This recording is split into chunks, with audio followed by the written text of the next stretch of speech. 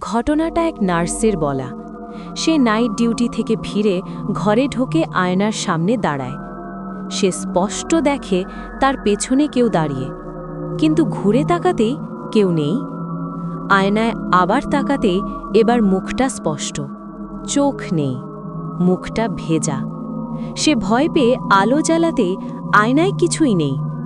পরদিন তার ঘাড়ে নীল দাগ পাওয়া যায়। ডাক্তাররা বলেছিল চাপের দাগ, কিন্তু সে বলেছিল কেউ তার ঘাড়ে হাত রেখেছিল। সবচেয়ে ভয়ঙ্কর ব্যাপার, ওই নার্স জানত না এই বাড়ির আগের ভাড়াটে আত্মহত্যা করেছিল আয়নার সামনে। তার চোখ দুটো কেউ খুঁজে পায়নি। আজও আয়নায় তাকালে সে আগে পেছনে দেখে নেয়।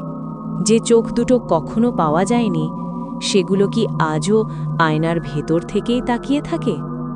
এই রকম আরও শাকচন্যের ভয়ানক গল্প দেখতে চাইলে লাইক দাও, নিচে কমেন্ট করো, আর হ্যাঁ, সাবস্ক্রাইব করতে ভুলো না, কারণ পরের পাঠে যা আসছে তা তোমার ঘুম কেড়ে নেবে।